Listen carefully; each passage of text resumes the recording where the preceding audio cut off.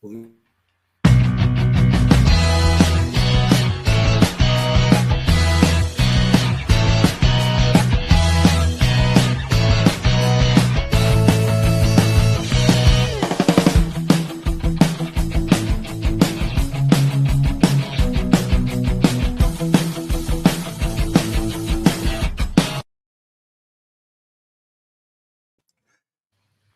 New Year, everybody. We're back. We're back for the new year. Welcome to Seekers Chronicles, Paranormal Historians, where history meets the paranormal. And we're back. We got a great show. We got a bunch of great guests coming up this year. And I got my great host here.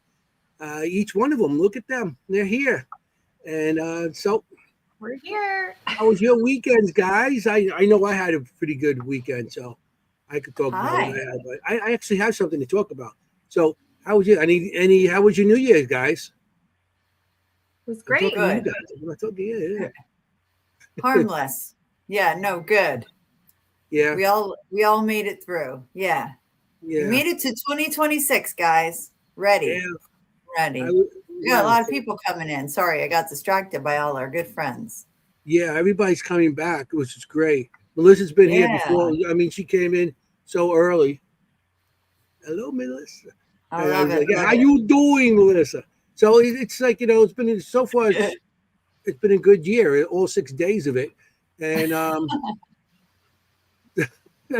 Happy New Year, the sixth day of the year. So, anything you guys do this weekend besides New Year? Any paranormal stuff? Nope. I had nothing on my end. Nothing on my end. She's like, nope. How about you, Jennie? You always doing something. Yeah, no, I did. I had a great weekend, actually. I was at the Ritz Theater, which is on the bingo card. So check it off. Bingo. Yeah, I was at the Ritz Theater for a night of spiritualism. We decided to go no tech for a while and focus on old-fashioned things. And my assignment was to do runes, which is something I do dabble in. And it went so well. So we did readings with runes, and it went real, which is not always like you wouldn't picture me doing something like that, but it really went well. And we had such a fun evening, and it really ramped up the activity. And then we went all tech, which made me happy. Mm-hmm. And we had some surprise guests that night at the Ritz. We had we had Sean Austin show up. Yeah, Sean, he's a good guy. Yeah. Very good guy. That was great. And we had some lovely other guests as well. The Coca Tylos were there from 222. Yeah. And yeah, we had really good friends, good people, and it went very well. So good investigation. That's awesome. Happy to hear that. It was a great idea to combine like the old and the new. Yeah, that's very good idea. It went well too. Yeah. Thanks for asking. Sunday night, I ended up on the 2-year anniversary live show of Jennie, Mondo, Joy, and Joe. 305. Yep. Joey, 305, and JJ Paranormal. They had their anniversary on their show, and it was an awesome show. It's called Spooked Coast to Coast, and I was on. I went on. They had a thing in the audience saying anybody wants to come on, so I went on. And it's a different show than what we have. We talk about food. They do food challenge and everything else. They talk paranormal food, kind of like what we do, but we had the history in there, and it was an interesting show, and I had a good time with it. But besides that, I ended up going to Cypress Hill Cemetery.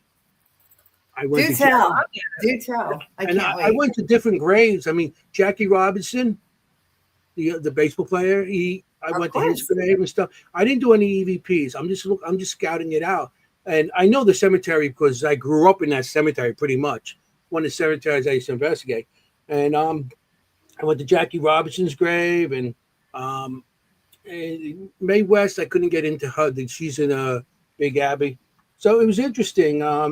The history of that cemetery. There's a tree planted by President Garfield that's still growing there, and they got a big monument. That.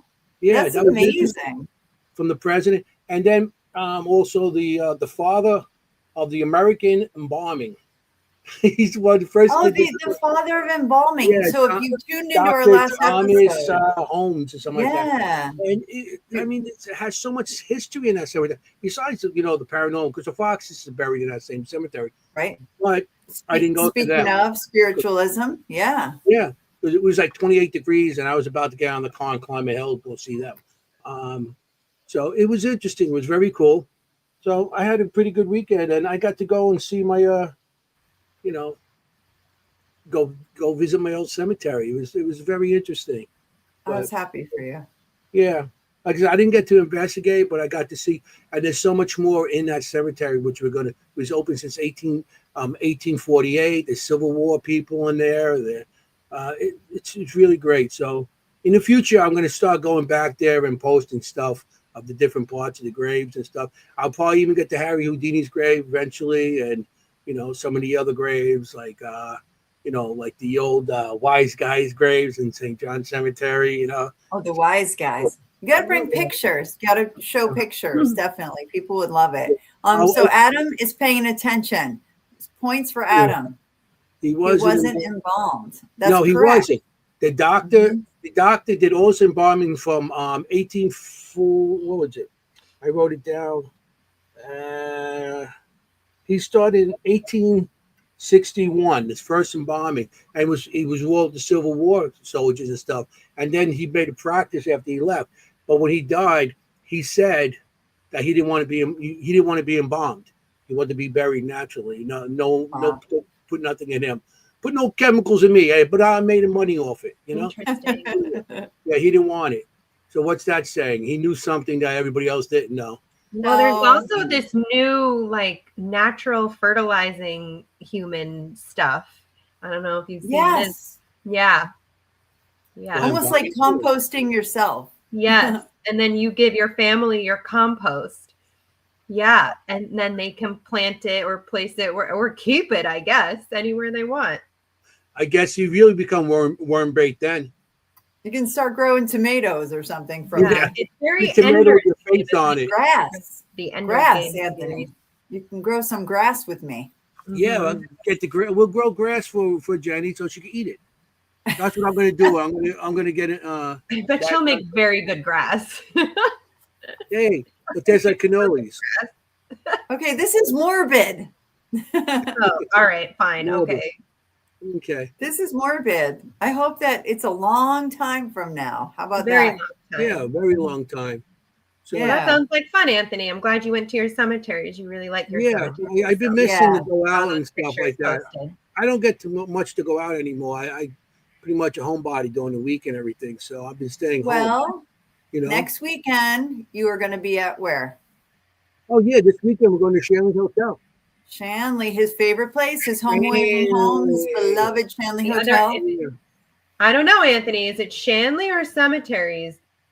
I don't know. It's always going to be cemeteries. You know why? Wow. It's always going to be cemeteries for me because I grew up around cemeteries. And when I was a kid, cemeteries was my country. I grew up in the city. So cemeteries were my country. I used to go in there. When I was a kid, a lot of the cemeteries didn't have graves on it, a lot of the spots. So we used to hang out in there, and that was my country. And when I get mad and stuff, I actually drive my car, and I go sit on one of the dirt roads inside the cemetery. And that's cool. And for some reason, I feel a lot more calmer and everything there, So there you go. You're right, Melissa. Like, where else can we talk about this kind of thing? Yeah, I like it. So, Kimm, are you a cemetery person? You like going to St. Patrick's. I love we went together, but it's not just for the graves and the. Oh, I do. I love going to cemeteries, but I also love because they're old trees. I love old trees. I just love them. Yeah. So that's one of the other reasons why I'll go to the cemeteries. Yeah, I'll take you to cemeteries over here. Kimm, I could take you a couple cemeteries. Greenlawn and Evergreen. They were actually designed by the people that designed the Central Park. Yes, so I did know that. There's over like 15,000 trees. Yeah, of that's different the best part species for me. of all that, from trees to landscape. And there's benches because back then people used to go to cemeteries and they couldn't drive because it was so old. They used to take the train, get off, and spend the day at the cemetery. So there's benches at the cemetery where people used to sit down, like marble benches, whatever, around the graves. So yeah, I could take you to Sioux Cemetery. I'll take you to Evergreen, by not too far from me in Glendale, and you're going to be like, oh, look at these trees. Because some of the trees are so. I'll send you pictures of the trees. Yeah. Like That the sounds lovely. I love the symbolism. I love the symbolism on all of the stones, the zinkies. I love the old trees. So yeah, great. Good stuff. We need another trip to St. Patrick's. Great. Cathedral, Manhattan. No, in New Jersey, right? St. Patrick's. Yeah, St. Patrick's Cemetery by the mine. Yeah, just on top of the mine entrance. Morris County. So we'll do that. We should do a cemetery episode. That would be fun. But in the meantime, we have an episode today. Right. Yeah, we've got a guest. Yeah, and we can talk about this with her. Yes, listen. Put the guest on. You got it. Okay. Tonight we have a wonderful guest for starting the new year. I kind of love this guest for the new year because she's great. She knows her way around a podcast, let's just say. We have an actress, podcaster, paranormal researcher, and investigator, a public speaker, author, Christina Spencer. Hey! Hi, Christina. Welcome. My goodness. Oh, my Lord. I found a new part of StreamYard has all these little gadgets on it with noise. Sound bite. Hey guys, how are you? Good. So we should tell you right off the bat that we do have a drinking game on this show. Okay. What are we drinking today? Coffee? And that's what I got. Whatever you have. Whatever you have. I've got coffee. I've got water. If I need something harder, I'll have to go get it. No. It's whatever you're drinking. I'm drinking whatever water. you got. I think we got some moonshine somewhere. Yeah, every time we say the word cannoli, we drink. Cannoli. Every time we say cannoli. I can do that. You might be like, that'll never come up. Trust me, it does. Constantly. Yeah. You might be surprised. Welcome. Everybody's welcoming you in. Everybody's saying hello. We got our friends here. Hello. Yeah. So how are you? Happy New Year. Good. It's been like a rocket start of the year, but it's good. I do. It's all good. I have it under control. The world is not on fire yet. I can do this. No, I gotcha. You feel like your calendar is already filling up for the year? Yeah. That's I got that feeling. And I plan to hopefully do a lot this year. So it's a good thing. But then I'm like, right. Everybody all at once. I don't know. Anxiety. Yeah. It's a thing. Right. And it's hard to say no, right? Like, exactly. Hey, do you want to go to so-and-so? And you're like, oh, yeah.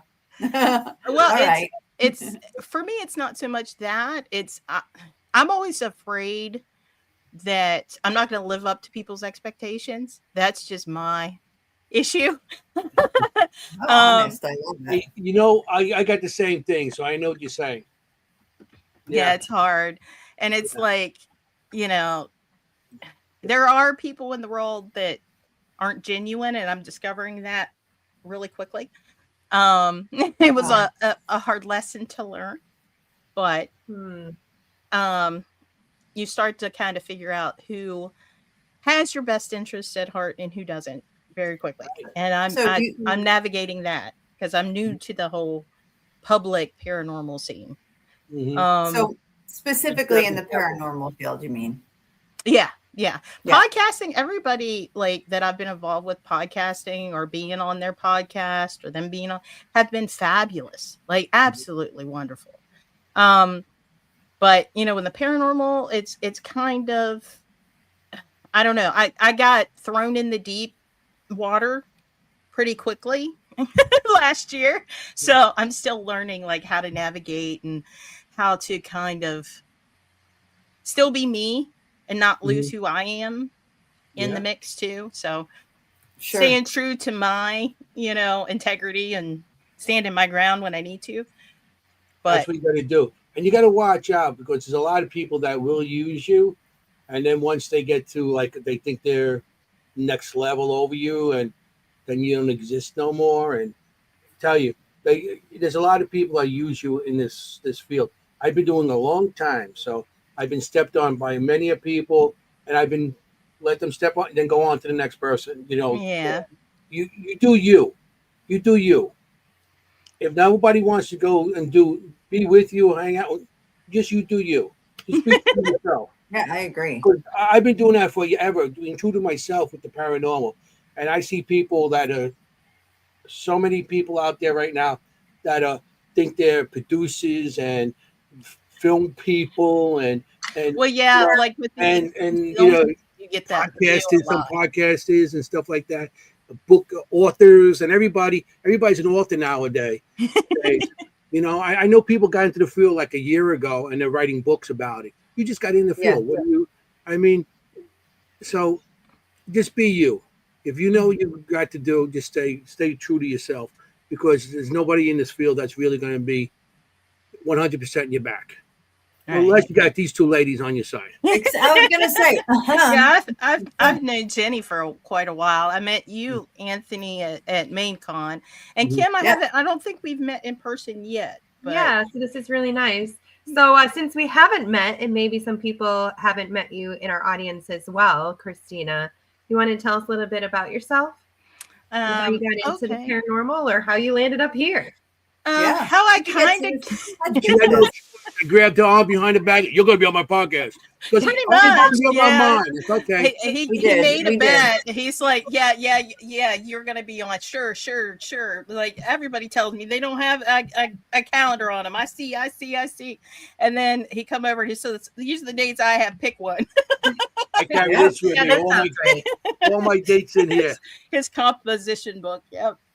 And he's like, and we'll find out. We'll have a bet on whether you show up or not. Like, God. She showed up. I said, "Hey, you want to?" And she goes, "Well, you got to be on mine then." I said, "Okay, we'll switch dates." He made you an offer you couldn't refuse. There you go. Yeah, he turned into that mob boss real quick. It's yeah. He does that. We want something. Yeah, I got kind of thrown in because I kind of got signed his contract. Yeah, because I was hanging out with Adam, who's my agent, and we were like side by side. And when Adam's of course going, "Hey, you got to meet her. Come here." I love it. But yeah, I'm high energy. And like I said, I got kind of thrown in the deep end last year because I was somebody had to step out of the paranormal panel last year at MainCon, and Adam's like, "Hey, I know you want to do more public speaking. You want to come?" I'm like, "Sure." So I showed up at Maine and got to meet all you wonderful folks in person. But I think I've known Jennie a long time online. Yeah, because a lot of what I did was like more research and helping families, and like I was the go-to around my area if somebody was having a problem. I was the weirdo that people came to. They're like, "Look, I think there's something weird with my house. Can you tell me if it's something scary?" Or do you know? Because I even had people that were like all the way out in Colorado and Utah that got a hold of me and it's like, "Hey, I have this issue. Can you help me?" Well, I can't go out to Utah. So I would try to find a group that was local that could go out and help them and kind of stay in the loop and make sure like it wasn't, they were treated well. Right. But how I got into it is probably since I was a kid, because my first experience was when I was 8 years old after my grandfather died. And I probably did before, because we had this really weird mirror in the house that I grew up in, because my parents are from Chicago. At least my mom's from Chicago. My dad lived there for a while. He's West Virginia native. And I grew up in the panhandle of West Virginia in the Appalachian Mountains. That little through Maryland and Virginia. So I was raised with all the Appalachian folk tales. You don't whistle in the woods. You don't call people's names. You know, you close your curtains at night. If somebody knocks in the middle of the night, you're not expecting a guest. No, they didn't. If you hear your name called in the woods, no, you didn't. You can look at the trees, but don't look too hard into the trees because you might see something look back. Like that was stuff like the old folks would talk about. And you just learn, like, and because you'll feel it. Like if you're in the forest, like deep in the forest hiking. Oh yeah. If you're someplace that you'll feel unwelcome, it'll get very quiet. And there's always animal noises in the woods. If you ever hear a forest go silent on you, get the heck out of there, because there's something there because animals know predators. So if there's anything out of the ordinary, you listen to them animals and stay on the deer trails, like the gaming trails. Don't wander off the trails. Christina. This is so yes. I'm only nodding because I spend a lot of my time. I've hiked my whole life alone, trail running alone in the woods, hours and hours alone in the woods. So I totally know exactly what you're talking about. So yeah, continue. I'm loving this. I'm fascinated with it. I've done a lot of studying of like folk magic and the Appalachian Mountains. Like I'm fascinated. People send me books from there. I have friends in West Virginia, and I'm fascinated with it. So we're going to go into this a little deeper. Yeah, because it's a melting pot of folks when it comes to the originators of West Virginia. My family goes back to according to my genealogy, some of the first settlers of like Kentucky, Virginia, which eventually became West Virginia. And believe it or not, I did one of those Ancestry.com. Yeah. Or maybe was it Ancestry.com? I don't know. My boyfriend got it for me for Christmas. Yeah, maybe something like that. I think it was Ancestry.com though. Yeah. And I found out a lot about my genealogy because, for years, my dad would talk about growing up and his like grandfather teaching him magic and how he was some sort of shaman priest type character. Cool. Genealogy. There's no Native American in my family history at all. But what I found interesting is my 8th generation grandmother was an African slave. So I think my dad was unknowingly learning voodoo or hoodoo from his her descendants. Yeah, because that's the only thing that makes sense. Because some of the stuff he would talk about, when it comes to like fire and like some of the rituals and stuff. Now that I'm an adult and kind of am into more of that stuff, like but he's passed away years ago, so I can't ask him now. But what nationality your family? What country your family come? I'm more or less like a human mutt, but most of my location, like I'm like 4% African. I'm Nordic, like up like Greenland, Iceland, Nordic, like where the Vikings are from, European. So see her shirt? Yeah. See her shirt? From Netherlands. That's where she's from. If you can't tell, like I have very I know. I just said like I found out in my DNA thing, the ancestry thing, that I was like Swedish, which we didn't know, but we found out that my great grandfather was adopted from Sweden. So because we were like, where did the Swedish come from? But I know you're all going to fall over from that shock. Like I'm like 6 feet tall, blonde, like blonde, blue eyes. Right. Swedish. Fall over from the shock. You were like this. I had Swedish fish before. What are you, Anthony? Well, Siciliana. But I do have a grandmother that was born in Budapest. There, see? My father's mother. That's cool. And I have some Irish too. I forgot Irish and Scottish. Oh yeah, with the hair.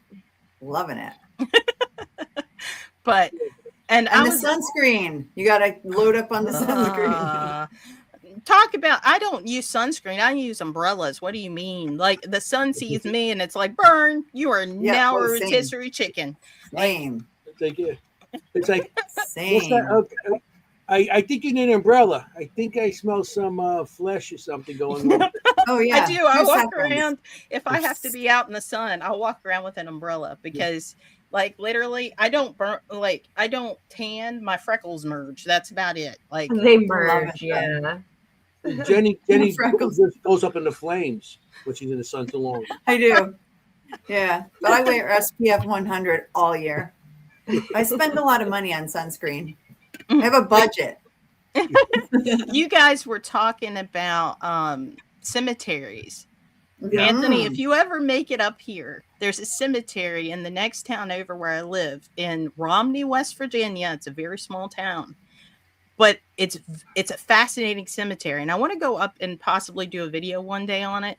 It's called Indian Mound Cemetery, Romney, West Virginia.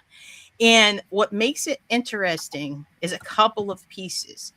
The first one being that the oldest cemetery in West Virginia, when they had to exhume some of the bodies to move part of that cemetery, went into that cemetery. One of the people that they transferred was George Washington's uncle, and he was entombed there for a while, and then now he's in Arlington. So they moved him on to Arlington. Another thing is if Someone you've ever seen it online. Someone 305, our friends Jennie and Mondo, they said they've seen that online. I'm just surprised. Like, that's pretty cool. I didn't mean to interrupt you. Yeah, it's a very small cemetery, but it also was a fort at one time. And the reason they call it Indian Mound Cemetery is there's an actual Indian burial mound inside the cemetery. And they don't know how old it actually is, but they think it at least dates to where the Moundsville Moundsville Penitentiary. Yeah. Well, there's the penitentiary, but there's it's the reason that they call the place Moundsville because they have those mount huge, in front of it. Yeah, they have these huge burial mounds, and there's a whole legend about giants and things. But that the mound that's in Indian Mound Cemetery in Romney is dated about the same time, and there possibly could be a correlation on the same people. I think there's ley lines go through that one. Maybe it's a part of ley lines because maybe because I know when I went there, I've been to Mountsville a couple of times. The prison there, and I've been talking about because you walk across the street on this. And there's this mount. There's a big mount. Yeah, there's the haunted jail too. Sorry. But the legend also said that they moved the one. There was one where the cemetery is. I mean, where they moved one where the penitentiary is, and that's why they think it's so haunted because they think that was built on top of a couple of those mounds. Jeez. Yeah, so, and in this cemetery, they have a lot of Confederate soldiers buried there. And it's so old that they have the segregated burial. So not now, but back in the day, there was two different, they had the African American cemetery, which was lower, which they called the Negro cemetery. And it was really low, and you can tell a huge difference when you go into the cemetery, because if you go into the African American cemetery, there's basically no markers. There is a church that goes in and they put wood crosses up, but you could tell the complete difference in how it was maintained, where the location, everything, because they didn't see back then as them being human. It was just a place to put the bodies, and they didn't want them together. Well, so you have the two different cemeteries. The fort that used to be in the field right behind the cemetery, you have all the Confederate soldiers. There's a tower there in the cemetery that was a memorial to a man's wife that looks like a lighthouse inside the cemetery. Cool. And then the weirdest part for me, though, is literally you go into the cemetery and there's this road. On the other side of the road, so you got the cemetery on this side, a road that goes behind this building. The building is an elementary school. That's where Romney Elementary is. That checks out. Yeah, that checks out. Sounds perfect location. So literally when the kids play in the preschool area, they can look and see the cemetery. Okay, I got to tell you this. In my town in Somerville, New Jersey, our elementary school borders a cemetery. Like literally there's the playground, the little fence, and on the other side of the fence is a cemetery, and it's all the children who are buried there. And I really think that's kind of cool. Like every time I go visit them, because I ride my bike, of course, bike everywhere. I bike through the cemetery. I cut through it. I always go to the children's section, which is right against the playground. And I always thought, well, if there's an afterlife and they can see this, that they're watching the children play, this is a happy place. Or they're playing with the other kids. Yeah, I think that's nice. Yeah, I like it. Together. My high school, I took pictures of it the other day and showed Jenny. My high school, it was big high school in Brooklyn, and inside the cemetery. And you could see the cemetery surrounds it. Because when we were out, we used to be in the side of the field and stuff. We used to do things there, high school kid. Remember? Yeah, I remember. The late 70s. I'm a Gen Xer too. I remember hanging out in the cemetery. He's like a baby boomer. This one. I'm a boomer. You Gen X are just after us. We experienced a lot more. I'm with you, Christina. I was there at the beginning of the Vietnam War. I used to watch it on TV every night. Oh my God. Yeah, they used to play it on TV every night in black and white. And all the people, I know my father and my uncles and everything, they used to watch it because they used to show the battles and the soldiers in the field fighting. And the parents used to watch it to see if they knew any of the soldiers that were fighting, to see if they recognized anybody. And it was a big thing. Terrible. So that's how old I am. Because they didn't know when they went over there, because so many people died so fast that most people didn't make it back. So that was possibly the last time that they would actually get to see their loved one was on television. Because I remember my parents talking about it, because I'm a late birth baby. And my dad lived through the recession. Or not the recession. What am I talking about? The depression. The depression, not the recession. Anyway, like, which one? Yeah, we've had a couple. Which recession? The Great Depression, because he was born in like 1932, I think. Wow. Yeah, that's why he died. He passed away. He was 64 years old, and I was 17. I was a very late baby. And there was 16 years difference between my mom and my dad. So. Wow. But getting back, Adam, I did not forget when you mentioned the jail. Another thing with the cemetery, there's a connection between the Moundsville Penitentiary and that cemetery, because the last public execution that Pennhurst had, the guy's buried in the same cemetery as the guy he killed. Wait, Pennhurst? Wait, not Pennhurst. Not Pennhurst, but Moundsville. I'm sorry. Right. No, Yeah, there was. Is it close? Are they close to each other? Like you killed somebody? I need to find, because I know the names. I don't know how close they are, but I know they're buried in the same cemetery. And there was 50 people in attendance on his public execution. Yeah, he was hanged. He was when I went there. I learned some of the stories and stuff. And he was executed outside, and there was such a big crowd that came, that people came from miles and miles and miles just to watch this guy get hung. That they stopped doing it outside and they started doing inside in their wagon house. That's where they started. Because if you go into the wagon house in Moundsville Penitentiary or West Virginia Penitentiary, it's called also. Right. There's a wagon house there, and there's actually they show you where the rope was. They used to hang. They used to drop out inside gallows. Yeah, the gallows. When they used to open the door, that's where the guy went down to where the wagon house was. So because if you leave the cemetery, you go down Main Street and you make left on the right side there, and now it's like part of the old court, because there's the courthouse, and then there's where the sheriff's department is, and then they have the Parks and Rec. Where the Parks and Rec building used to be the old jail. And that's where the warden was murdered, that's in the cemetery that the guy was executed. Wow. He lived there. Well, they say it's the warden. There's been different stories about it. But basically, the guy got loose or came back. He had a whole list of people he was going to take out. and this guy was the first one on his list. So, Okay. Wow.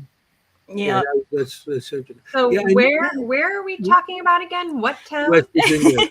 It's Romney, West Virginia. Romney, West Virginia. Crazy. And you're from, and you live in Romney, West Virginia, Christine? I live right outside of Romney in a smaller town. Okay. I live literally in a small cabin. It's me, my boyfriend, his brother, his fiance, and we have 5 cats, 3 dogs, and 2 goats.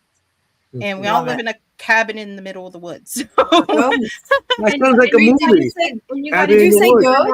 Because I love having experiences in West Virginia, you were having experiences with the paranormal. Is that how you got into it? Well, yeah, because going back, see, ADHD, I bounce around. That's why Adam likes me so much, because we have the same type of hyperactive energy. We feed off each other really bad, believe it or not. Matter of fact, Adam was on a couple of weeks ago. I'm supposed to be on his podcast Thursday. Oh, yeah. That's why I said Adam in there. I'm hitting the year running, man. But like the first experience that I actually remember, it's like I said, I was 8 years old. My grandfather had leukemia, and he was in the hospital, and we went up to visit him, and I was scared. I was terrified to go in the room because he had all kinds of tubes and stuff. And I didn't go in. And I went home that night. And we were kind of like, my mom was drained. She went to bed. Like, I played a little bit. I went to bed. Okay. I was reading ADHD. Anyway, we all went to bed. And it was early hours of the morning. Something woke me up. And I could, my grandfather smoked big fat cigars. I've got one here. Well, this one's not one of his. This is actually Sig's dad gave me this one. I love cigars. I love cigars. I'm a weirdo like that. Yeah, I like it. But get together. One day we'll have a cigar. Okay. All right, sounds good. I'll bring the moonshine. You bring the cigars. Well, all good. I'll bring the cannoli. I think I'll go down for a trip to go down there for investigation. Just have cigars. Have cigars and moonshine. I love it. It's a party. We just planned a party on the podcast. That's a first. Paranormal party. Everybody, West Virginia, we'll give you a date. Cigars and moonshine. I love it. And maybe some cannoli. You're all invited. Everyone's invited. And I woke up. Something woke me up in the middle of the night. The lights were off. I could smell my grandfather's cigar smoke because it was a very distinctive smell. And it just smelled like him. It smelled like cigar smoke mixed with Old Spice aftershave, like that combo. And I could feel like a weight on the bed, like somebody sitting down beside me. Yeah. And I felt like a touch. I don't know if he kissed my cheek or touched me or whatever. And then he got up and left, stood up, and he was gone. Yeah. And I burst into tears because I'm 8. And I didn't see him in the hospital. And that really devastated me after that because I knew. My mom got a phone call a couple hours later and they were notifying that he had passed away. But she came in to tell me, I'm already in tears. And she's like, "Oh, you must have heard the phone call." I said, "No, Mom. He came and said goodbye to me. Like, I know he's gone." And my mom she's not very sensitive about stuff like that. She didn't believe in stuff like that. She just thought I heard something or had a dream or whatever. But that was probably the first thing. And we had the next thing I remember, we had this ornate wooden giant mirror. This thing was like this big, huge, in our downstairs den. And supposedly when my dad was courting my mother, and I don't know whatever happened to this mirror, unfortunately, because my mom, after my dad died, she lost the house, and that was in the house. We don't know what happened to it. But supposedly Dad got that mirror from Al Capone's uncle's house at some point, like a yard sale or wait, what? Yeah. This is so cool. Wait, why have uncles come up twice so far? Kim's right?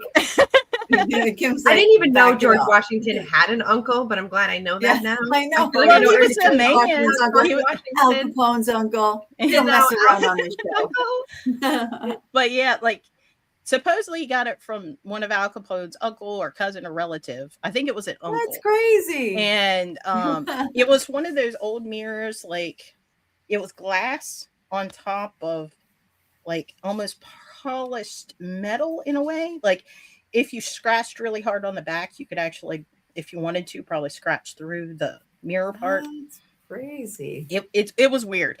But when I was a kid, we had like you walk through our front door and there was like a landing and they had 3 steps that goes into the den. And this was like concrete block because that's where the fireplace was. And then you would go, there were stairs to go upstairs, or there was just 3 steps to go into the where the kitchen and the other bedrooms were. But in that den, on the far wall was that mirror. And there would be times I'd be playing because me being a kid, I would use that as my stage, and I would walk across because it would like line up with the fireplace stoop. Sure. So I'd walk back and forth and I would do my little, play mermaids or whatever I was doing. Mm. And I'd be standing playing in that room, and you look in that mirror, you would see somebody, just the shadow of somebody standing behind you on the stairs.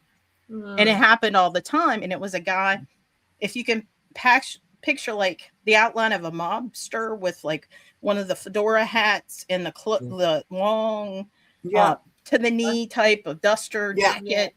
And he always had his hand up like this, like he was smoking, but there was no cigarette. It was just like the motion of it. And he would just stand there. And then by the time you would see it, and then you're like, and you look again, it would be gone. So I was kind of indoctrinated very early into it. And then when the late 90s happened and the internet became a thing that everybody could do and we had access at school, I started researching, and like that's when my weirdo really came out, because I was the one that was researching the ghosts, the demons, the witchcraft, Welcome to our world. We're all weirdos. Yeah. Yeah, my favorite. We're all mad here. What was it like? Wicca.org or something like that. There was very the early websites were so basic. It was just like I remember that because you had the Wicca.org, and then it had like the little spinny pentagram. I totally know what you're talking about, Christina. Yes. Back it was all in like sans serif too. Everything was in that sans that decorative. Yep. Yeah, you're in the right place, Christina. Yeah. Oh, you sure are. You're among friends. But that's kind of how it started. And then like the supernatural. Go ahead. I was saying it was called the supernatural back then, or like the occult, the supernatural. Back then, we didn't have. I mean, when I started, everything has a title now. Everything's a title. Back then, you look for ghosts. No, ghost hunters, ghost this, ghost. Everything has a title now. It was called anything that they couldn't explain was a supernatural. It wasn't paranormal or whatever word they want to use nowadays.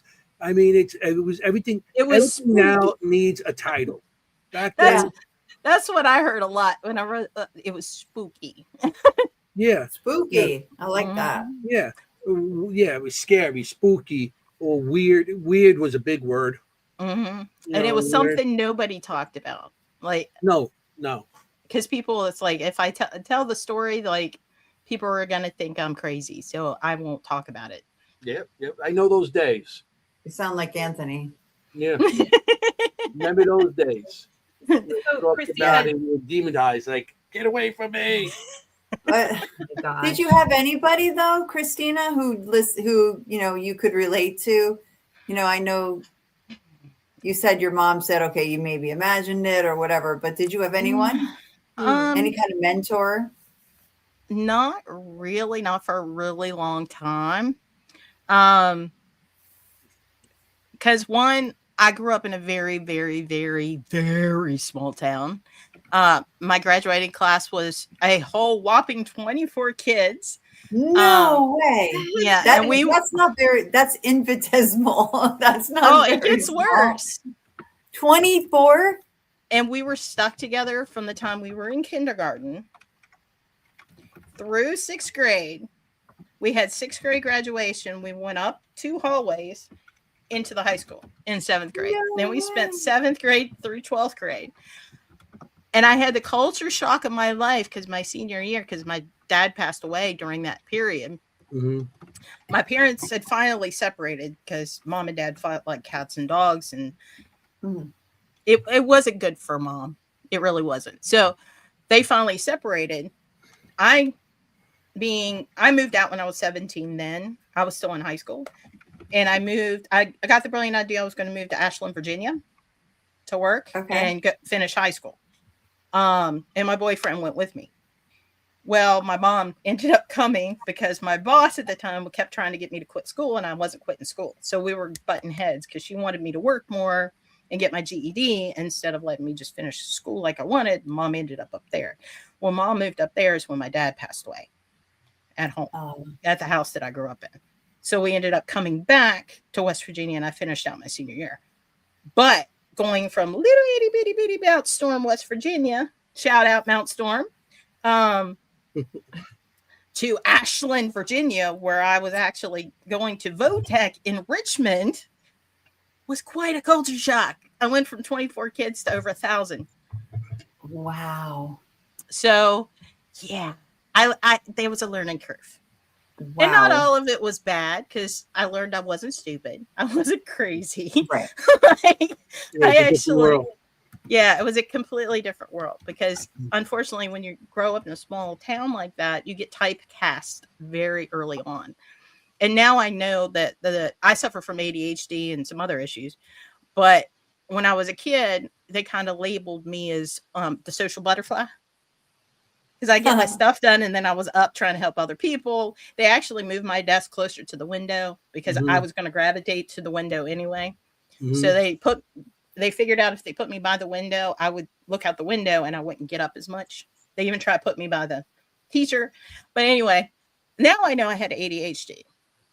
And being typecast as someone that had a little bit of difficulty when you were younger, unfortunately labeled me as not very smart, which I discovered when I got out of high school or when I went to Ashland, that I was actually very smart compared to my peers, but I wasn't able to express it in the small school like I could in a bigger school.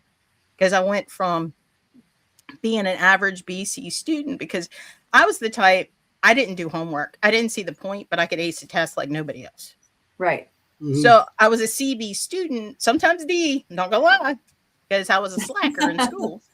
When I went to Ashland, the classes were a lot harder, but I enjoyed them because they were more of a challenge and I had straight A's.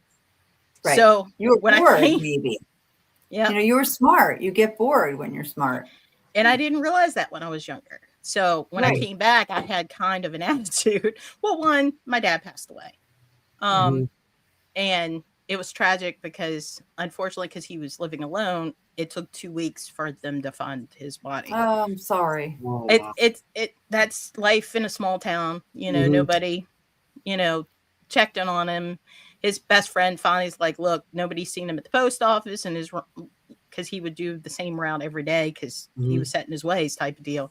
And he decided to check on him, and then they found him. But when I came back, I kind of came back with a little bit more of an attitude, and everybody's like, you just turned into a bitch and a know-it-all up there, don't you? And I'm like, no, I just be a city girl. Right? No, I learned my worth is all it was. I learned that I wasn't what I was told that I was my entire life. Yeah.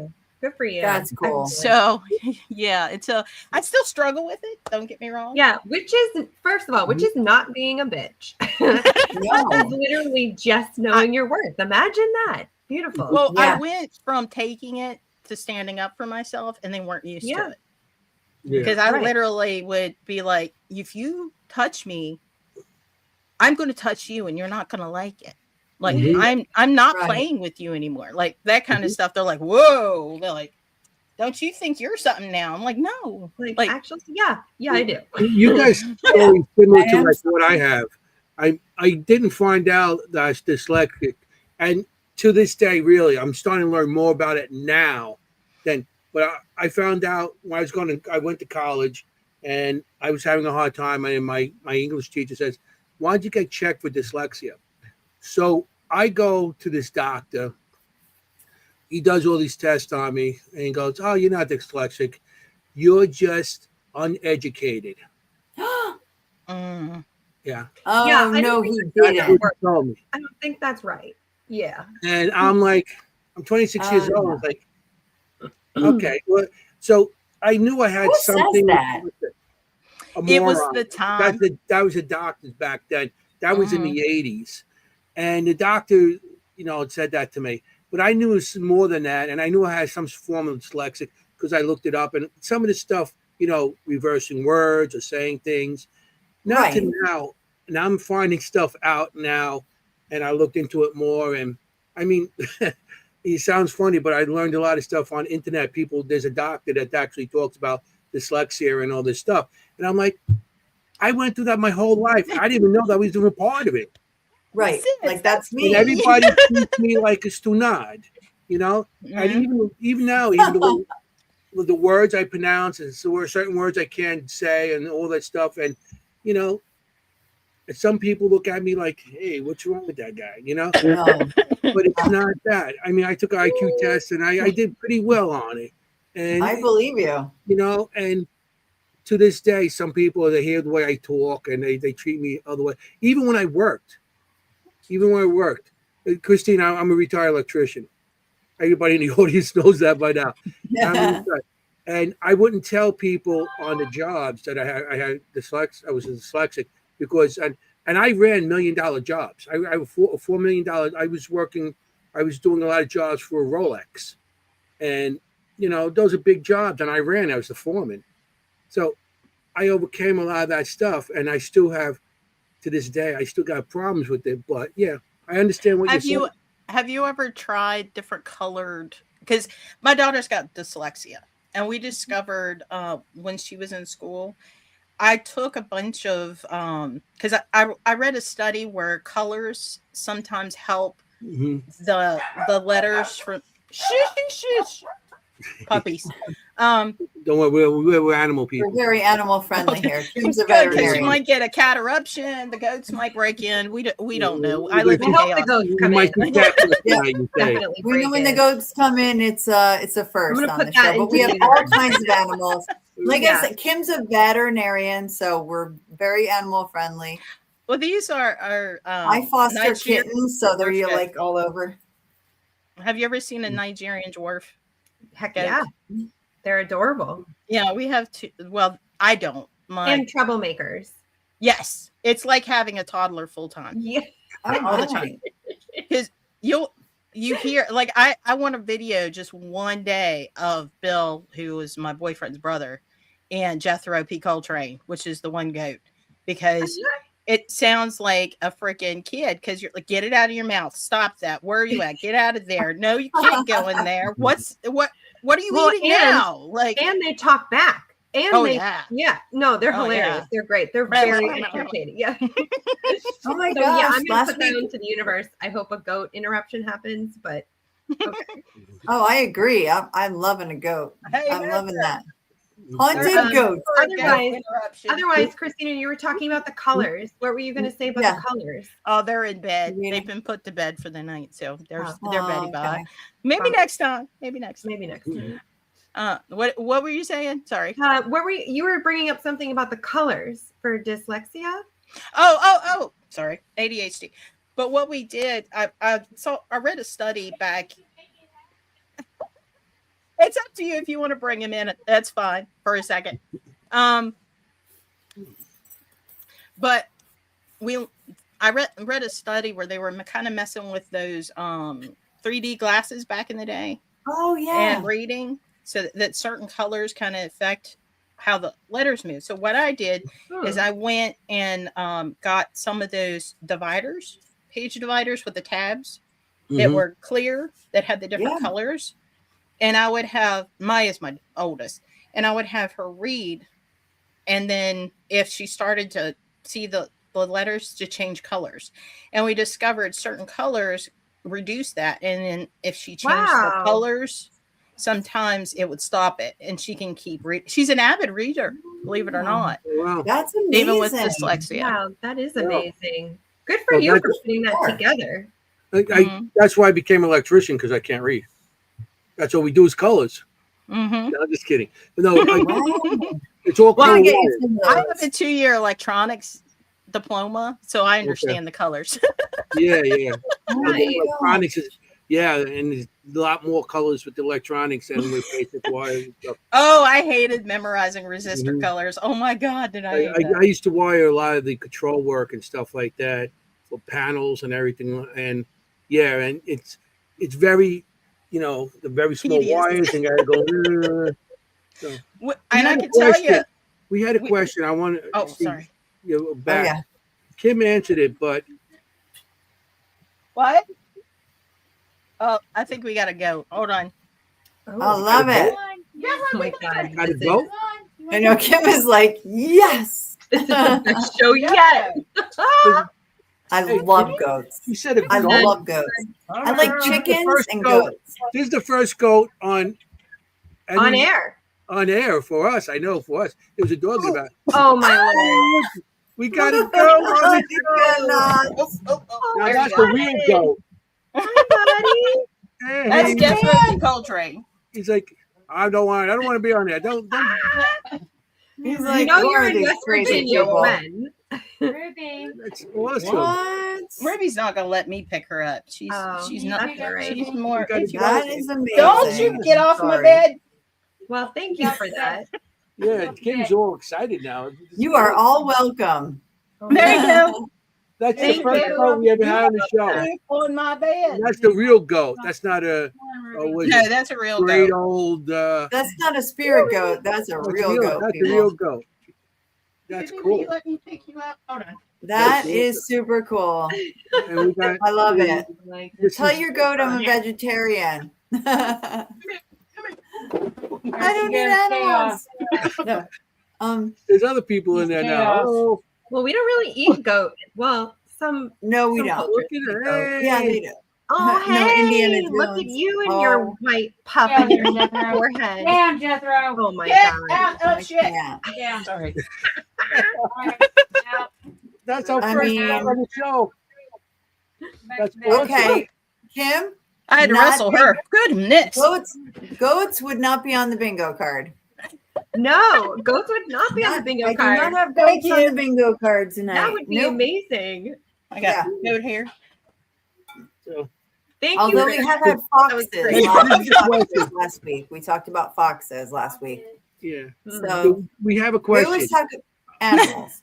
Let's get the question. And she Oh answered yeah, like let's. 2 hours ago, and we still haven't talked. Sorry, Esther. Well, I answered it. You I should know have you known. answered, but it's Chaos. have you ever have any of you ever had spirits follow you home or wake up in the middle of the night? I know I had stuff follow me home, and I still had stuff follow me home. But Anthony's got like a whole couch full of spirits that watch Yeah, TV with yeah. him. Yeah, he likes it when they come I've been home doing with him. so long. Yeah. Like He's I like, said, get in a the lot of cab. people- I've been doing so long that when things follow me home, I say, "Come on, join me, welcome." And some people say, "Oh, that's what you shouldn't do," Have a but cannoli. I always find they don't stay. They don't stay long. Cannoli. You know. I know. Yep. He's like, have a cannoli. So, and we Too woke up in funny. the middle of the night. Yes, like I said, I've been doing so long that things wake me up all the time. But now, not as much as years ago when I first started this. So, you How know. about you, Christina? Have you been awakened by a spirit?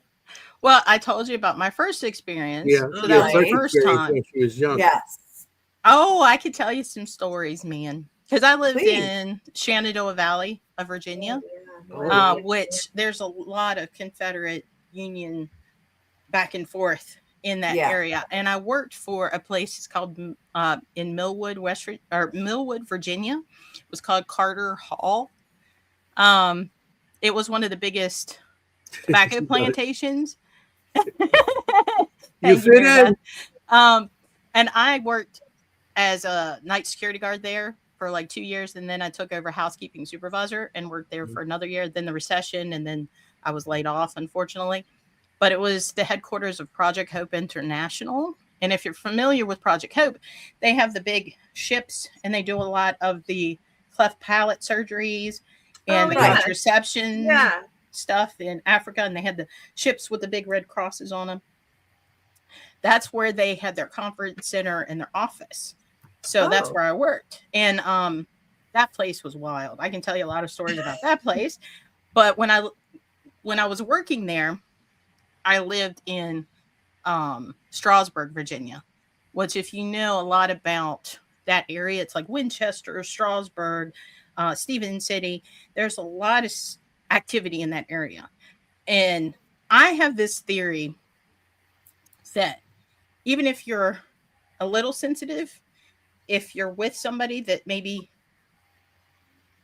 Carter Hall, Hawkman, I'm not sure the Hawkman reference, but yeah, it's called Adam, Carter let Hall. us know who the Hawkman Yeah, is. what the Hawkman is. That sounds spooky. But I think if people are sensitive and they spend time with each other, I think it's kind of charges the place around them. Sure, and I think sometimes it draws it in. Mm-hmm. Because my husband at the time, because I'm 46, but I've lived a life, man. I've married 3 times.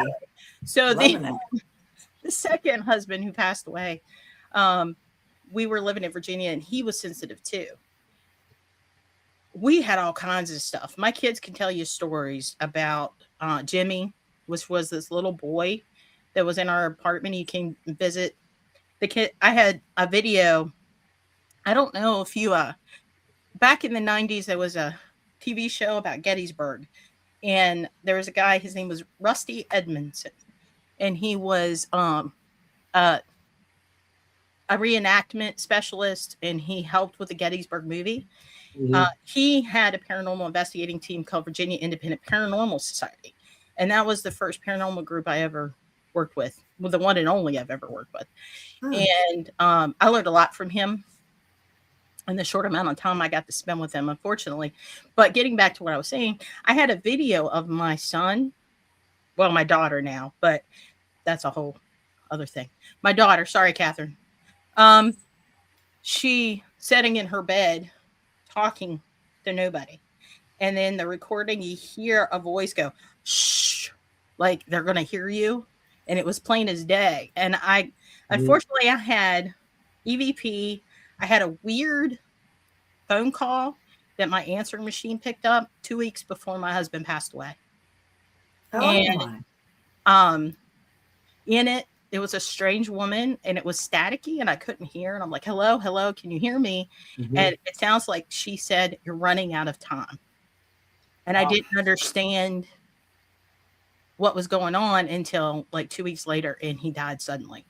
I am with Mary. First of all, I'm so sorry. That's terrible. It happened, 20 years ago. I know, but still, and that's so shocking. And when I knew Rusty, I gave him these things so he could see them. But unfortunately, he had severe diabetes. He ended up in the hospital, and then he passed away. And I don't know whatever happened to these tapes and audio recordings, unfortunately. But so I've had interesting concept, like the whole concept of like an omen, or like Kimm can speak to that a little bit better. I was as you were talking about this, was his had his mother passed already? No, his mother's still alive. I don't know how, but she's still alive. It felt to me almost like a motherly figure. Maybe it could have been, I don't know if your mother's passed, but a motherly figure that was like, I don't know. It felt very motherly. I don't know. Like a welcome, or an angel or something like that, like a motherly caretaker kind of feel. She had a very southern accent to me, like, and she had a thick accent, but it was weird. It was a weird, like I've had a lot of weirdness in my life. So that's why I said it's always been a part of my life. That's incredible.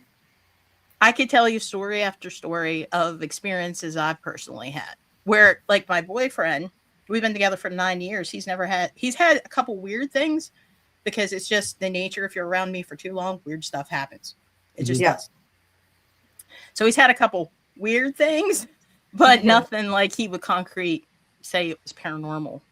But that's my husband too. No, absolutely no experiences whatsoever. But since being with me, there's been a few little things, but he really is not a person who relates to it at all. Yeah, my wife. That's why I hang with these guys. These guys. But he's my anchor though, because when I was with Brian, the guy that he's the father of two of my kids that passed away, he was sensitive. And I think the combination of us would draw, because we had issues all the time. Like light bulbs being blown, things coming on when they shouldn't come on. And then you're talking about like the weird, like Jimmy was one. He used to like to play peekaboo around corners. He was a little boy. And that's who we think used to talk to my kids at night, because you would hear them just and jibber jabber and having a good conversation with somebody. And they would talk about Jimmy all the time, because that's what the kids called him, was Jimmy. And would scare the bejesus out of you if you were naked in the shower, and next thing you know, you see fingers in a face, around the curtain. Yeah, let's not. You could be here, Jimmy, but like, you don't need to do that. And he used to love feet. Like if you were out of the blanket, like you had your feet out of the blanket, you know how the we call it the West Virginia air conditioning system, where you just have the 1 foot out of the blanket trying to cool off. He would grab it and it would feel like ice, and he liked to pull on the blanket. He would lay there and after my second husband died and I met my third husband, there was a time I was working security, but I was working at Apple Blossom Mall in Winchester at the time. He literally called me from work. He's like, "You have to come home." And I'm like, "Why?" He's like, "It's gotten weird. I can't deal with it." He didn't believe in any of it either. But he said he was in the kitchen. He said he straight up was doing dishes in the kitchen, and it felt like somebody right on his ass cheek. Wow. He's like, "I don't know if it was your ex-husband." I said, his personality, I could see him doing it. Oh my goodness. But it also could have been Jimmy. And then we also had the Hat Man there, who we had to have a showdown because I was tired of his crap. Yeah. Because he was scaring everybody and he was feeding off the energy. Mm-hmm. And when you have kids, you can't have that. Yeah. So the mama bear comes out a little bit. You're like, you got to put the boundaries down, Christina, right? Like you got to set, Kimm's big on that, like set the boundary, right? Like Kimm says, you're not going to come in my home. Kimm has like a strict no in my home policy. Like, she's like, nope. Yeah, especially if you got kids. Yeah, I had to get rid of him, and I cleansed the house, and I opened all the doors and did the whole thing, salt and the rosemary and the pine needles. I did the whole thing because it just got too bad. But I have a theory about shadow men, which most people, because people lump the shadow person phenomenon as one thing, and I don't think it's one thing. I think there's a lot of different ones that people, because you have just the plain like unresponsive looping shadow man, you have the intelligent that notices you. The hat mans aren't good. And when you're talking about hat men, you have different hat men. You have the top hat men, you have like the wide brimmed hat men, you have the fedora hat men. So there's different hat men. And then there's a category that I'd like to refer to as watchers that people sometimes talk about, where it's an entity that kind of shows up as like a dark omened. If somebody's sensitive, you kind of see somebody that have their arms crossed and a hood over their head, and they're just kind of standing there like watching. I've had experiences with them where it's like they're there because they're watching, because something's going to happen. Somebody's going to get sick. There's a car accident's going to something's going to happen, and they're there to just, I guess, feed off the energy of what's going on. I don't quite understand what they are, but they don't interfere. They just watch. Sometimes they're associated with the creation of the event. So like they're associated with the chaos. And then some of them will be there because of the chaos for those watchers. I've never actually seen one. I know what you're talking about. I don't see them as the hooded figure. I've seen them as other kinds of more elemental figures, kind of almost. But they don't have feet. I mean, they're not human. They float.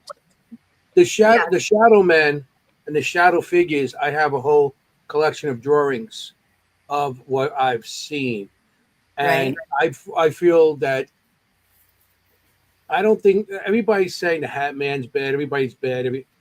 I don't really think so, because I never had to experience it, and I have a drawing of Hat Men that I have seen, and none of them actually did anything bad or in a negative way towards anything I've done, or hurt me, or they played games. And like you said, they are, and I think a lot of them are observers because I don't think they could manifest themselves. That's why some of them, how you could see, like Kimm sees the figure or sees what she sees, but I think what they do, they don't have the strength to make themselves like that, so they're still just dark. They just can't give themselves a form because they're not strong enough. Because not everywhere you see hat people. I mean, I've been in dark locations, pitch black, and seen figures, shadows move, and they're darker than what the area is. Sure. So I've seen that many a times. Like I said, I seen in Trans Allegheny. I seen a couple there, and how just they're there. I mean, pitch black area. I'm not talking about with sun coming in, anything. Pitch black, middle of the night, by yourself. The only figure I see is what's on my 2-inch night vision camera. Right. The LED screen. That's all I can see. And a lot of times I just shut that, shut that and just videotape. And you still see. That gives you. I can still see them. So I mean, everybody gives everything a bad rap. Right. Well, I think not everything is a demon. I think demon is you're like that depending on where they're taking energy from. So are they and just because they're taking energy from the surroundings doesn't mean they're evil. I mean, it's because it appears to our eyes are so limited in what they can actually perceive. I mean, exactly. Cameras that's the one thing. Like I always use the example of a prism, because we all see light all the time, but you don't realize that there's a whole spectrum that we don't see. Oh yeah. And a prism itself is only a small spectrum of light that can be seen with natural light. There's this much to this much of light, and we're just talking about light spectrum. We're not talking about frequency of sound. We're not talking about ultraviolet and like the different degrees of light. And there's other senses that we all have this very limited box that we get to see. And I don't think that we completely understand what we see sometimes, because it's like, if you think about it in physics, if you take a round ball, or this skull, for example, this is Bob. Okay. Hey, Bob. And if you take Bob and you're passing them, if there's two dimension people living in their 2-dimension world, and you're sticking Bob in there, it's going to look like this little piece, and then it's going to get bigger, and then you might see maybe some teeth, and then it's going to get bigger and bigger and bigger and bigger, and then you might see like this part is just like a weird shape, and then eventually it'll go away, because you see it two-dimension people are going to see it in slices. Okay. We see things in 3-dimensional, so we see this in all directions. What's to say if elementals or other things are 4th-dimensional beings, we would not be able to comprehend what we're seeing physically, because our brains and our eyes are not set up to see a 4-dimensional being. We can't comprehend it. Right. So when people are seeing like weird shapes and mists and light anomalies, who's to say what those are actually? Right. I have a because question there's so about much we two can't see. more. Oh, I'm sorry. Go ahead. I think sometimes I I was get a going little to say, Mary delay. Beth, I do watch Mr. Ballin. I Oh, do, you do? whatever. Yeah. Oh, somebody asking about Mr. Ballin. I love Mr. Ballin. He's fun. Who's Yeah. that? I don't know who it is. Who is that? He's a podcaster that does shows weird things with. Well, Mr. Ballin he's a YouTuber and he does videos like Mhm. places people have shouldn't have went, but they did anyway. He Oh. does 411. He does cryptid. He does spooky stories. He does a whole Like a broad spectrum. storyteller? Yeah, he's Does very like a good. video? He's a very good Okay. storyteller. You gotta Nice. watch. Okay. He's on YouTube. Cool. Okay. Does he have long hair? No. He did. No. And he had a Okay. pack and a ponytail and he wore a hat think and I've flannel seen all the one. time. Okay. Yeah. So Yeah. Matt, I have a question about, you were talking about categories, right? So Mhm. what about things like we call them, like people call them creepers, right? Or things like that we see that I've seen with Anthony, like peekers, I call them. Yeah. You know, the Yeah. peekers and the creepers. Like there's so many categories of things. What do you Well, think and- about those?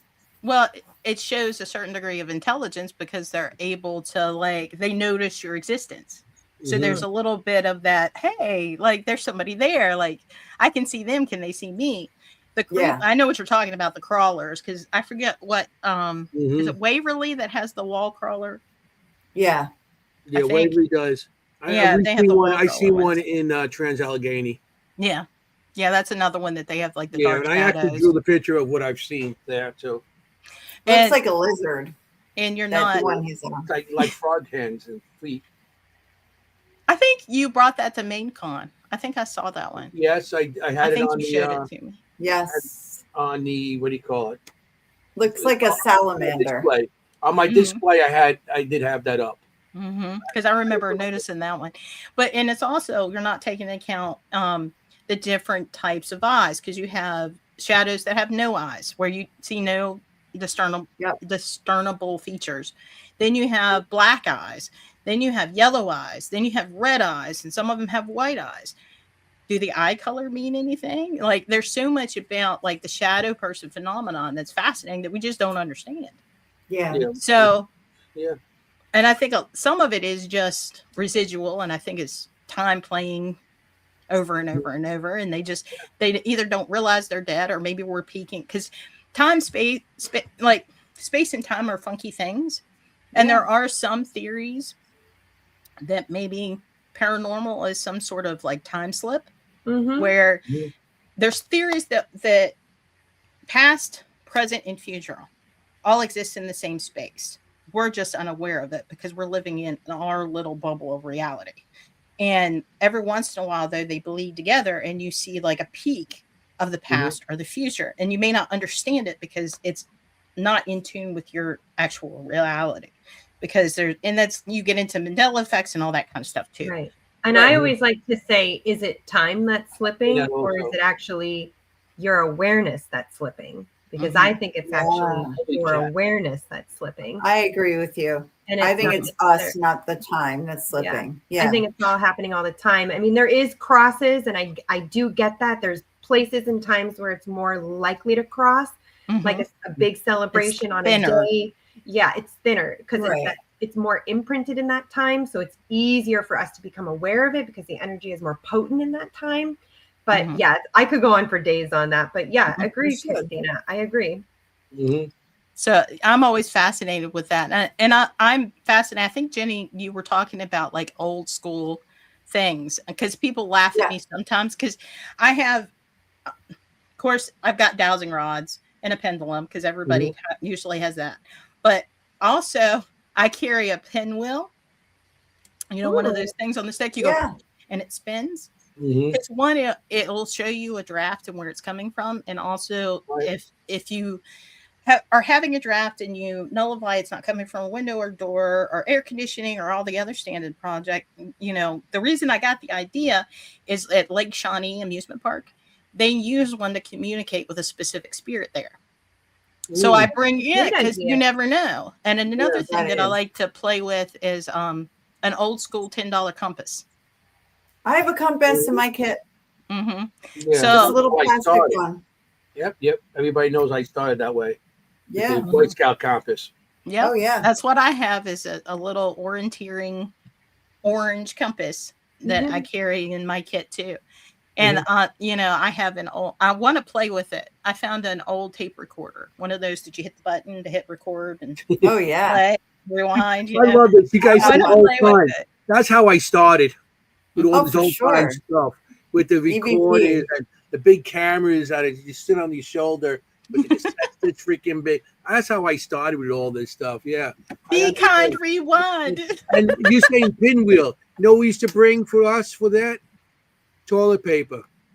Oh, really? Yeah, because it's Take so that thin. and put it down. And then because that's very, and the toilet paper, if it's lifted, there could be something, going past. Yeah, good idea with that too. I do chalk. That kind of stuff. I draw chalk. So- It's, you know what I call it? Scooby-Doo. This is all very Scooby-Doo stuff. Or you can do the powder. Have you ever tried the baking yeah, powder it's trick? totally Scooby-Doo, is it not? Yeah. But the baby powder, sometimes wherever you go, sometimes you can't put it down. Stuff. If you're in a museum somewhere, you don't want to dirty their floors and stuff like that. So that's the powder stuff is good if they got the TV show and they got somebody cleaning up after themselves. But,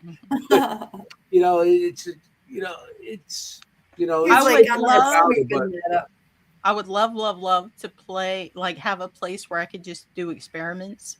Because I'd love to play with smoke and lasers too. I think that's an untapped thing that people don't do, is using a fogger in a room and then shooting lasers through the fog, because you could visually see it on camera whether that laser stops or not. We've had a guest who brought video doing that. Bill Helms. He has done it, and he brought on our show. He brought video of that with the guest. What we used to do with that before the lasers became popular, we used to put the fog out with the what do you call it? The strobe light. The strobe light. Oh yeah. Oh, that would make me nauseous. Oh my god. Yeah. Well, at the end of the night, everybody like, but it's a party. That's what we used to do, the strobe light, because the lasers in 2004, 5, 6, that's when they started getting popular. But before that, they didn't really. We used the smoke machines were big back in the 80s with strobe lights. Yeah. So that's a lot of the stuff we use with strobe lights and the smoke machines, strobe lights, and stuff like that. Did you ever see anything with it? Sometimes you would see shadows, but back then I was more skeptic. Well, I'm skeptic now, but back then you really had to look into it, because sometimes with the strobe light going, because you had to go into the fog and everything. Yeah. So it could be something, So it was disorienting. It would, yeah. So you weren't sure. We have a laser grid. Yeah. It's not as good as a laser grid, because you got that strobe going boom, boom, boom, boom, boom, boom, and it messes with your eyes. Yeah. Let's mess with your eyes, and then you got that time period in between the seconds, whatever, nanoseconds, where in between, but you still got that doom between. And you have that shadow effect too with your eyes, because your eyes will trace the light. Right. It does affect your lights, like you said. So every time I got something, because a lot of times you're watching that, then you walk away and you got like these, when spots, the spots in your eyes, you're walking away, it's like. You know what those spots are? When you get dizzy and you see the swimmers on your eyes? Yeah. They're actually eye mites. They're actually microscopic bugs that live in your eyeball permanently. Oh, good. That explains a lot. Sorry, worthless trivia. I'm good at the that. Blood pressure is low, and so your eye retina has like pretty fine-tuned blood pressure, like pretty fine-tuned small. I just want to wish before 3:05. I want to wish you guys had 2-year anniversary on the podcast. You and JJ Paranormal. Their podcast is on Sunday nights. Yes, it's so good. And I had a good time. I was on the show the other night, and I just want to wish you guys a happy, New Year again. And the show was. We love you. Mwah. Okay. Good night. Some people have to sleep early. Yeah. I'm retired. I don't have to get up tomorrow. So. Yeah. He's I'm an old. insomnia person. I don't sleep at night, and then I want to try to you sleep and on me during the both. day. You can always Yeah, message I'm up me all in the night middle of the too, night. But yeah, I've had lots of and I think part of it's my ADHD. My brain runs fast all the time. I can't turn mine off. Yeah, and that's same. And that's how I started the podcast, was because I would info dump on people that really don't want to hear it. Because I'm going to research it anyway. Somebody would tell me, like, hey, have you heard of, the Delhi Sapphire? Or have you heard about, the cursed rocking chair or whatever? And I'll be like, no, I haven't. Let me go see. And then I would end up researching all this information. And I was like, I'm going to info dump. Why not info dump to where people want to see it if they're interested in it? Like maybe they would, I love it. So that's why I started the YouTube, because originally it was just educational videos about haunted objects, weird stories, haunted locations, ghost stories. I did some West Virginia ghost tales. And that's how, and I started doing, the original podcast I did was through the Riff Radio Network. I did the Haunted Tales from the Old Rocking Chair. I was the voice for that. And I got burnt out real quick because I was doing it once a week, but I don't like to take credit for things that aren't mine. So even though I was using stories from Reddit, I went through all the extra steps to contact the author, to get their permission, to find out if they wanted to stay anonymous or whether they wanted their name posted with it. So that all took time, and then having to edit everything because I'm a perfectionist, and the sound dubbing and everything because I'd have background music and sound and all this stuff. Yeah, and trying to do that for a week every week. Yeah. Oh, no way. I got burned Once out. a week? No way. Yeah. So I stepped away from that. And then I didn't do anything. And then I started my own YouTube channel, the Horror History and Hunting YouTube. And now I do 2 podcasts on top of that. So which you invited me to be on February 4th. Yep. He's supposed to be on February 4th, which is going to Okay, be a we're going blast. to tune in. What day? Yeah. February 4th. The regular podcast is on Wednesday nights at 9:30. That's the interview. Promoted for the next day for you. Yep. Yes, we're gonna be on. There you go. We're going to promote it. Oh, he's a great guest. He's a great guest. Yeah. I love Anthony. He can tell We had a stories all blast. day and night. And Absolutely. I'm a big talker. I can talk about anything. Oh, yeah. Like, Anthony, I just realized Anthony's going to be on Paranormal Night Shift. It's on tonight. It's on tonight? It's on tonight. Oh, It's on really? tonight. What The episode episode? are you on? Like 13 or something? I'm on the final episode. Nice. Episode 13, Haunted Union Hall, I believe it's called. Yeah. So yeah, that's pretty cool. Awesome. Paranormal. So yeah. On what channel? I don't know. Everybody keeps texting me. What episode is Anthony on? Well, I'm like, why don't you text Anthony? It's probably on Netflix. I imagine. Yeah. No, actually, I the think you're right. travel It's on Netfllix. I think it is on Netflix. But Netflix yeah, there's like this got it whole now too. message thread. Which episode is Anthony on? I'm like, why don't you just What put streaming Anthony in the service? thread?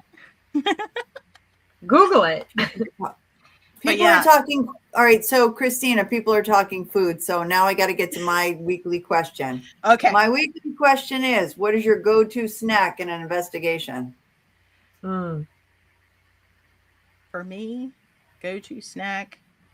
Let me think. Yeah. What do you bring? What can you not live without on an investigation? Peanut This is it. M&Ms. Ooh, Oh, peanut that's a good M&Ms. one. I can't live without nice. peanut This is M&Ms. what I've been eating all night. Okay. Roasted peanuts. Nice. peanuts. I've been eating chocolate-covered almonds all night, so this is like a theme. Yeah, it's either peanut M&Ms or Reese's Pieces is usually my go-tos Ooh, for movies peanut and M&Ms. investigations and trips or gummies. Gummies of any. I am a gummy candy. Like it's bad. I have a problem. Like I have a problem for sure. I have a problem. It comes and Yeah. it never leaves. I just Oh my gosh. Look at them guns, Yeah. and I can Gummy fly away. bears. I bring the meat sticks. You know the Jerky what do you call sticks? them? Like Slim Jim, slap them Slim to Jim. Slim Jim. I bring those type Oh, of yeah. things. Sorry. I've been bringing them, and also I get laughed at because of it. like on some of the stuff, I get these little squeeze things with applesauce, Mott's applesauce. I used Oh, to like get it's those for my toddler grandkids stuff. all the Yeah, time. you seen it Yeah, last year, yeah. Jenny. You seen it last year at I'm sure. Gettysburg. I I've bought them. seen them. I bring Yeah, the those with me. squeeze.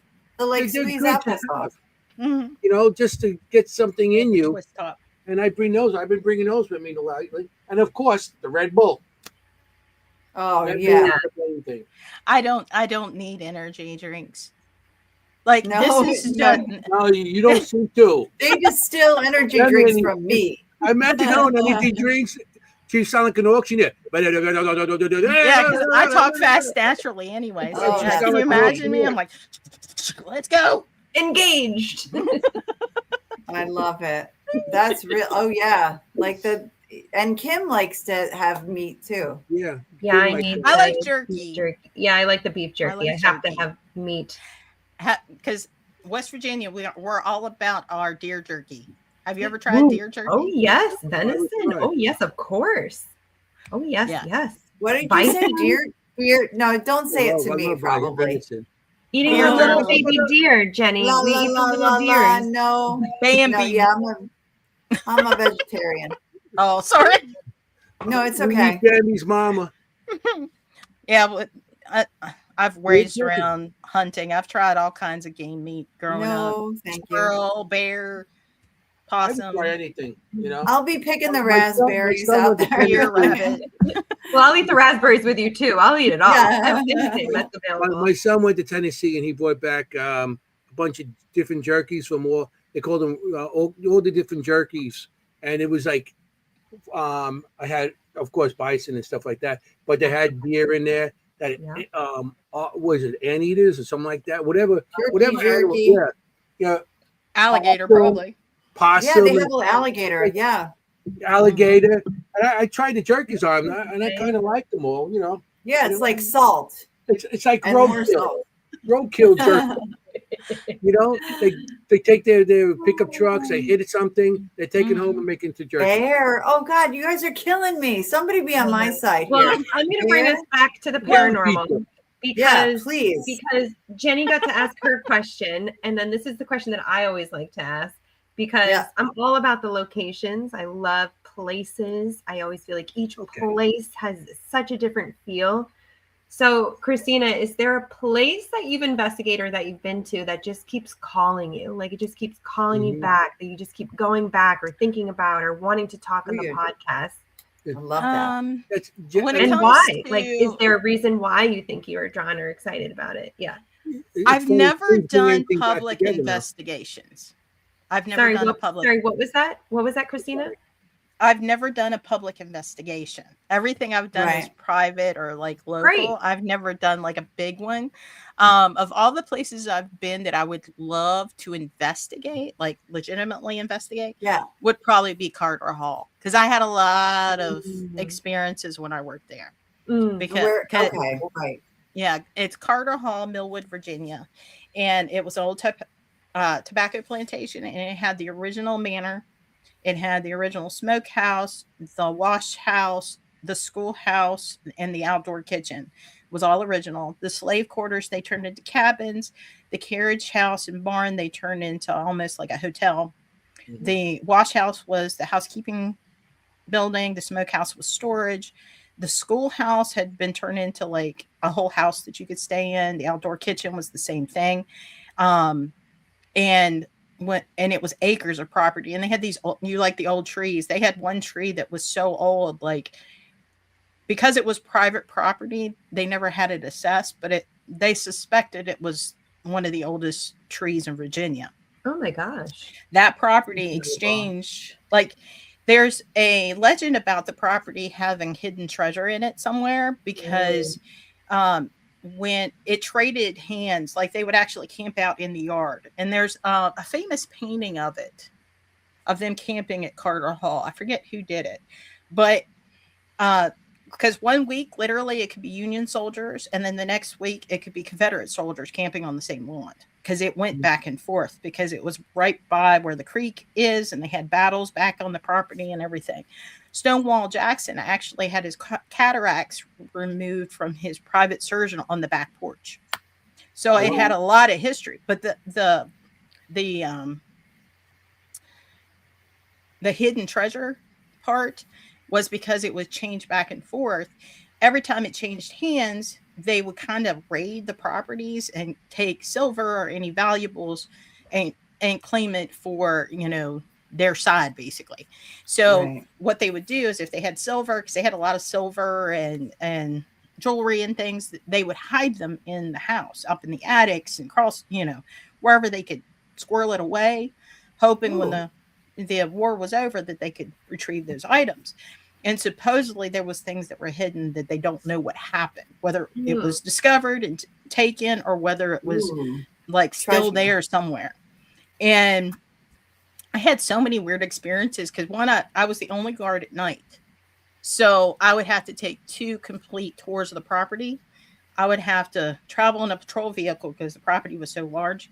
And then I would have to walk through all the buildings. Yeah. And it was they would use the building, the main house, as a makeshift field hospital. And they would hack off the limbs and toss them out the window. And there was a pile there.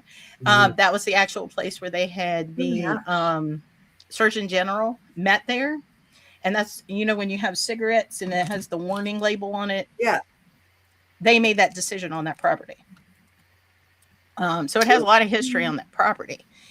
But there was I have had grown state police officers ex-state police officers come to try to work and actually cry in the boss's office because they couldn't handle it there at night. They were like, nope. No, I don't know what happened to him because I trained him and he asked me to come back the second day after training to walk through again, and I did. And whatever happened on his second, he never finished his second tour. The next day he went in and asked the boss to be moved because he couldn't be there. But he never told me what happened. I mean, you can only imagine what he saw or experienced because I experienced stuff, but I handle it differently. But I mean, that must have been terrifying. What is this now? Is it a hotel? It was a conference center. Center. And they had places there was the the Princess of Georgia, the country came. That was a big deal when I was there. They had this where ExxonMobil and BP and all these big people, they would meet there and have their meetings and the conferences there. A lot of big wigs.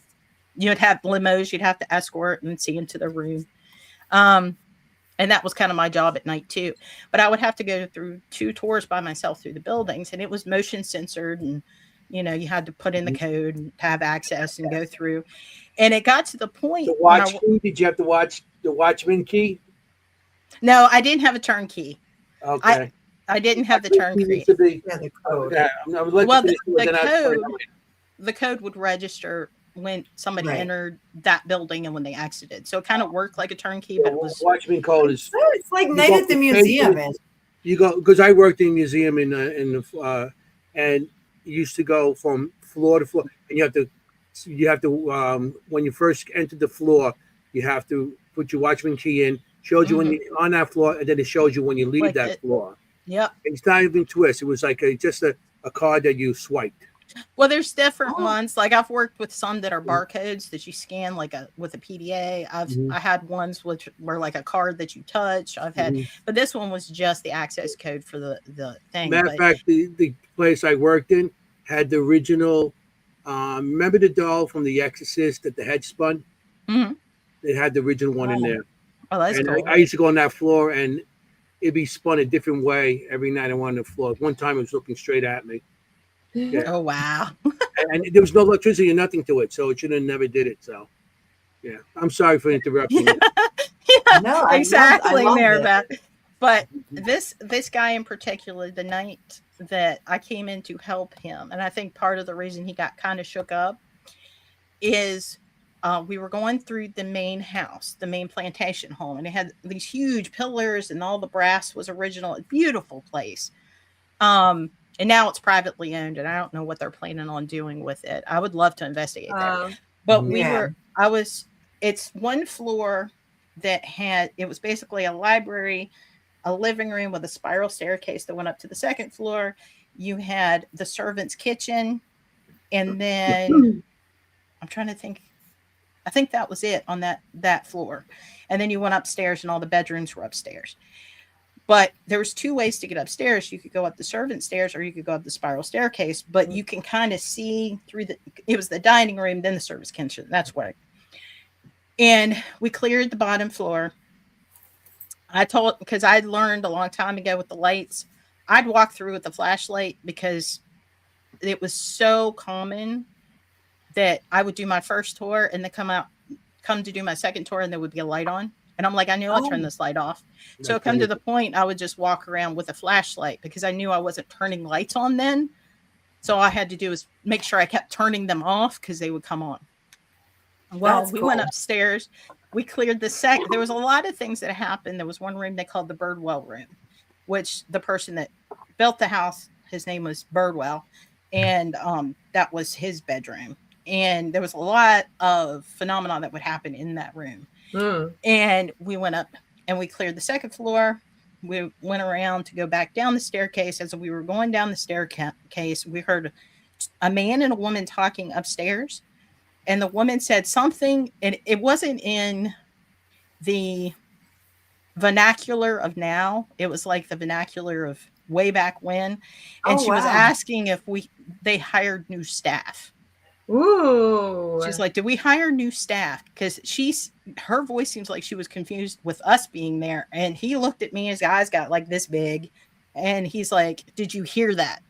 And I'm like, before you say anything, what did you hear? Because I wanted to confirm what he heard compared to what I heard. So smart. So smart. So, and he told me it matched. And he's like, does that happen often? I'm like, you're... not that often, but that they're not here to hurt you. Nothing's here to hurt you. That's cool. I like it. And we went out after this happened. We went downstairs, and then we had to go through the basement, which the basement was, for me, the most uncomfortable part of the building because there were certain areas where they actually still had anchors in the wall that they used to chain slaves to the wall for punishment. Oh God. And I can tell you another story about that. But anyway, we cleared the whole building. We go through the basement, which is like the spooky part. We do the code, we go out, and I'm showing them like how to do the perimeter check. Well, the motion sensor goes off in the outdoor kitchen building. So we go over there and the light's on inside. And protocol states we have, because we're unarmed at that property. So we have to wait for the police to arrive. And you get to know the law enforcement in a place like that because you're constantly, something's getting tripped. They're coming. They have to do their walkthrough. And it was so funny because he's like, hey, I'm like, hey, he's like, and the guy's like, this happens all the time. I'm like, more than you will realize. And he's like, you know the drill. You want to walk with me? I said, yeah, I'll walk with you. Walked in, cleared the building, turned the light off, reset the alarm system. We're outside. Our patrol vehicles behind the county law enforcement vehicle. And we were just standing there talking, to each other. And he's like, and then we're standing in front of this building, the small out, because it still had the fireplace and like where the oven would be and the old kitchen. And they had built like a new kitchen. And then there were bedrooms upstairs and there was a basement. And the slaves actually, some of them lived upstairs in that building. And that's where they cooked all the meals back in Civil War era. Upstairs above the kitchen. Yeah. Right. The kitchen staff would stay there. And then they had other cabins that were slave quarters down by the old barn that they turned into cabins people could stay at too. But and I could tell you stories about that too. But we were standing there talking, and kid you not, we were just joking about, that you'll get you'll get to know these guys, because if something like this does happen, it's good that it happened when I was here, because you would see the protocols and all that stuff. And we're standing there talking. The light comes on. Motion sensor goes off. Oh my God. Yes. And then he looks at me. He's like, did that just happen? I'm like, yep. He said, and this will blow your mind. And because I'm like, he's like, do you want to walk through? I said, well, we have to. Went back in. It's not like a switch where you could bump it. Right. It's a twist knob. Oh, Nice. no way. It's I a have click, one click. of those that you actually have to twist. Yeah. Nice. And it goes Yeah. click, click before you turn it on, and click, click and turn it off. And that's the one that would come on. So this all happened to this new guy in the second night. Yeah, of course he didn't Second come night. back. Oh my Yeah, God. of course he left in tears. Come And on. do you think the spirits were referencing him, that he was new? Like, Yeah, ooh, I think maybe there was something think so, about too. him that was triggering. I don't know, because it was very Okay. active that night. And I don't know after I left what happened during his second tour, because something spooked the hell out of him. And he yeah, wouldn't talk more about than it. the first tour. Yep. Jeez. But I found out stuff about that property that I didn't know. I didn't know where they had the hotel kind of thing was the old carriage house. I had no idea. I was in there cleaning when I was housekeeping, and that's how I got to research the property and everything, because I was in there cleaning and I heard, like, it sounded like a horse neigh and like tack being moved. If you've ever been in a horse barn and people shuffling tack around in the kitchen bar area. And I'm like, what the heck was that? Because there's no, like, this is a Horses? large property and there was no horses anywhere around. I'm like, why am I hearing a horse? And I happened to ask somebody, I'm like, something weird happened to me, because I spent a lot of times in those buildings by myself. Mhm. And I'm like, would there be a reason that I'm hearing a horse in this building? They said, that's funny, because that used to be the old barn and carriage house. A horse. Oh, Oh, that Christine, makes sense. Yeah. I mean, that makes sense. the story but- you just gave about, the spirit, you walking around with the spirit with that security guy. The show that I'm on, the Paranormal Night Shift, Mhm. you got to listen to that story. It's almost similar. Tonight, 10 o'clock. Or no, 11 o'clock. I heard. Nice. 11 o'clock. 11 o'clock. I Do you just don't know what where show? it is. I'll find out. Because I was just I'm like, where? I want to watch. I want to watch myself. You know what I'm saying? I've seen it. Well, that Well, Yeah, I've never done any. For that show, I clean like that. shave and I put my hair, I cut my hair and everything. Oh, you were looking I'm all spiffy. in a suit and everything. You know. Oh. But yeah, I had lots of stuff, because, like, especially being housekeeping supervisor, there was be a lot of times like I would work extra hours after everybody went home, stocking stuff, cleaning brass, because they had the original brasses, Mhm. like knockers and the lock plates and everything that had to be hand polished, because they would get fingerprinted up and tarnished really easily. And there were times like I'd be in cleaning and stuff would happen, like I was cleaning the front brass on the front door, and there's the front door, the spiral staircase, and then the back door.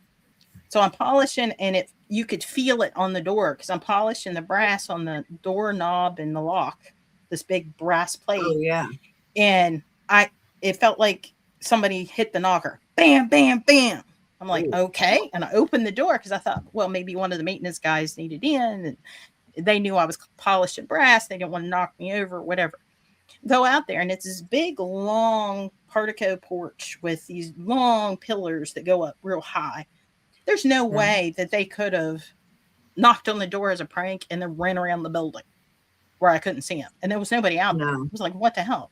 So I go in, I'm like, haha, very funny. Shut the door. I go in and go back to polish, and then somebody knocks at the back door behind me. So I go to that door and open it. I open the door, and then one of the maintenance guys is in the gardens, because they had like these bushes that they had to trim in different shapes and crap out there. And he's way down there trimming bushes, and there's nobody else. And I'm like, okay, guys, I really need to do this. Can you please let me polish this brass so I can go home? And I'll leave you be. Yeah, you're bargaining with the ghost. We've all been there. Yeah, it's like, I've got work to do, guys. Like, let's not mess around. Like, if you do this for me. Yeah, that kind of reminds me of a I'll place leave. that we investigated with the public in Morris County, one of the locations there, they have a lot of situations like that. And same thing, they have to call the police. So they have like this very working relationship with the local police department because they're like, hey, a light's on, gotta come in, and they go in, and it's just like a really routine. But yeah, that's crazy. That's amazing. And I had a lot of stuff. We have 10 minutes left. I just want to. Oh my gosh! Can you? Sorry, I talk a lot. Yeah, I mean we all do. Can you give us like where to find you, your podcast, I'll put it in the chat so people can watch that tomorrow. Yeah, the YouTube channel is called Horror History and Hauntings. It's the YouTube. I have a horror history and hauntings Facebook group. And I'm going to try this year to do educational on Monday. Wednesday, I do the regular interview podcast, which Anthony will be on February 4th. And then on Friday, I do a new thing. Bob's coming back for that, where I do a writer spotlight every month. Nice. And this month we're doing Derek Barton. I wanted to make sure I was saying your name right. Derek Barton. We're doing Eclipse. And basically I read the story for, there it is, 3 weeks. Yeah, 3 weeks of the story. And then I do an in-depth interview with the author. And that's been a lot of fun. That sounds great. And we just started that last Friday. So we're only, a couple of chapters in. Yep, there's the podcast. And then I do the educational stuff on the side. Gosh. The latest one was the Solder children disappearance. I saw that. Which is an older one I recorded. I'm pulling stuff out of the archive and kind of emptying that before I do new stuff for the next year or so. So that's awesome. Yeah, it's a lot. It's a lot, especially you try to do every week. It's a lot. And I'm writing a can I ask one more question, guys? Story for an anthology. Go ahead. Yeah. I have 2 anthologies, short stories, and a fiction novel that I'm working on. Oh, that's what I was going to ask. Okay. Yeah, I haven't done any nonfiction because I'm not there. I want to get more public investigations and meet people and learn a lot more about, public investigating. And if you need any questions answered, you got 3 of us here. Come investigate with us. Yeah, we got. I want to go to the cabin on 360. I want to go there. Yeah, like in Virginia. Yeah. Well, let me know because, I know some of the guys there. Dennis, we had interviewed. Had him on. Yeah. And we met them in Gettysburg last because they were right across from us. Yeah, they were. The cabin at 360 is actually where the Orion Effect, the founder of the Rift Radio Network that I worked through for my podcast, that's where that podcast, they used to do it in the basement. So of Cabin 360. So I'm familiar with That's right. The story and everything at the cabin. So yeah, that would be a good one. And I'm sure if I contact Dennis, he might. That'd be good. Well, we are planning on that. Are you going to Hanover? Are you going to Hanover Tavern this end of this month for the Paracon? I didn't know anything about that one. The 31st. We were supposed to be there, but it ended up that I have to take care of some issues, so I couldn't go. I know. I was looking forward to that. Yeah. But we'll go next year. Yeah. A lot of. I want to show you something. You talked about the night shift, the paranormal night shifting. This is me behind the scenes, being actually recorded. Oh, look at him! There he is. Clean shaven, short hair. Look at that suit. Look at that. That's good. It was 2019. It aired in 2020. 2020 it aired in December because they had that period of time they couldn't record. They couldn't put anything out there because of the pandemic. So that was that's me. Look at me. Hey. Looking good. That's the guy setting up in the background. That's the miking me and everything. Hey, that's me behind the scenes. I love it. So, we have 6 Speaking of acting, wait, Christina, you said you're an actress, right?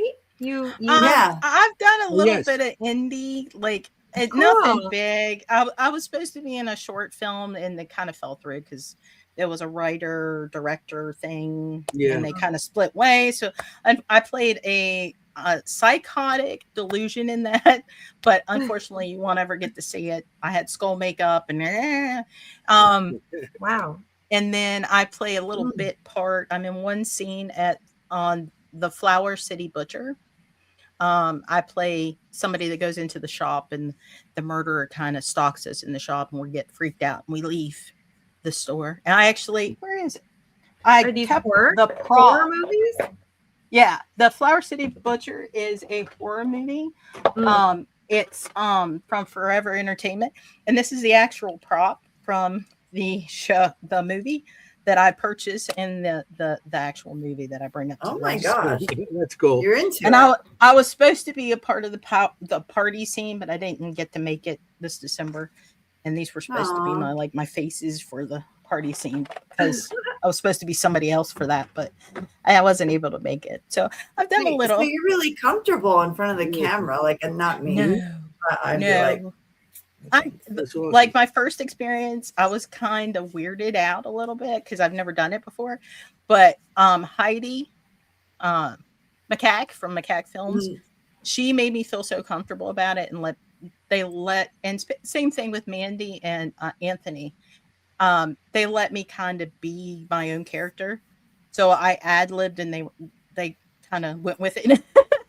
So it was a lot of fun. I learned a lot. Like I wouldn't say I'm remotely experienced, but you do it again.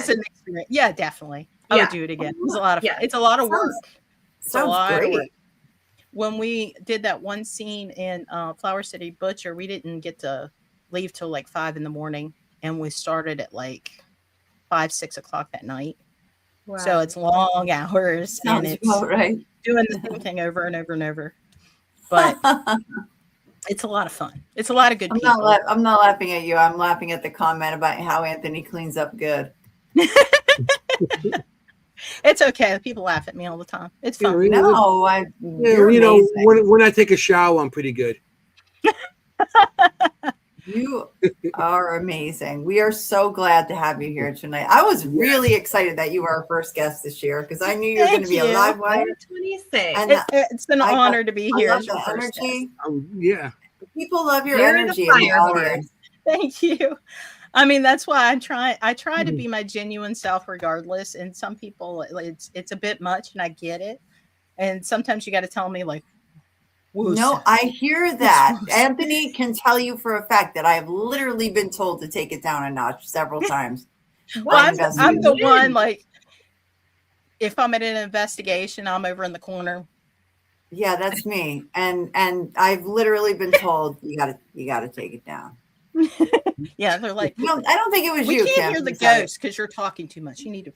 But yeah, it might have been you. Like, hey, it was me.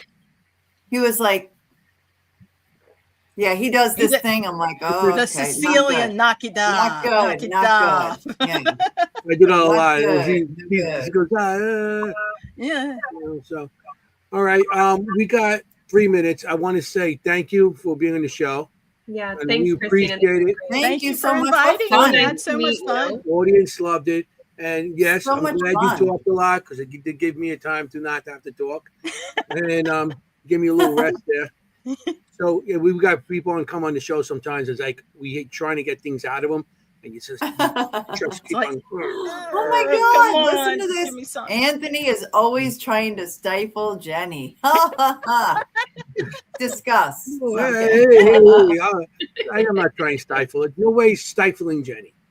Right? He goes. I'm going to bring out the hammer. The hammer, the ball beam for the memes. Okay, so we have to end the show sometime today. I know, sorry, it's too fun. Because the producer's gonna say, hey. I know, we're gonna get in trouble. Yeah, we're gonna get in trouble, and then we're all gonna have to sit in the corner with dunce hats on. Okay. So I just want to thank everybody for showing up. What, Kim? Check out our podcast Wednesday nights. Yeah, Wednesday night. Yeah. 9:30. Oh, mine? Yes. ADHD. I went somewhere. That's okay. Monday, I'm releasing educational videos at 6. Wednesdays at 9:30 is the interview podcast, and Fridays at 9:30 is the horror history and haunting library. Perfect. Will you do us a favor and always feel free to share that on our Secret Chronicles Facebook page? Okay, I can do that. If you want to spread the word, I mean, I can share it too when I see it. But you know how the algorithm is. If I miss something that you want to share, feel free. We got 30 seconds. And if anybody needs a parapsychologist, I have a bachelor's degree. I'm working on my master's, and I have a 2-year electronics diploma. So I kind of understand. We didn't get there. You got to come back. You got to come back. It's excited. You'll have to plan something, do an investigation or something, hang out together in the dark. We are looking down to get down to West Virginia sometime, so we'll let you know. Yeah. That would be awesome. So, all right, we got 50 seconds left. I just want to thank everybody for showing up. Christine, thank you for being on the show. Everybody in the audience, we had such a great time. The audience was very responsive tonight. And I just want to say, you got to be safe out there. You want to look for ghosts. You don't want to be a ghost. Hey, Happy New Year. And you don't want to be ghosted. You don't want to be ghosted. So, there you go. We should have that one, Anthony. Happy 26. Okay? I think she got you. For Matt, forget about it. Ciao, familia. Good night. Good night. Good night. Good night, everybody. Stay on, Christine. Hey, how you doing?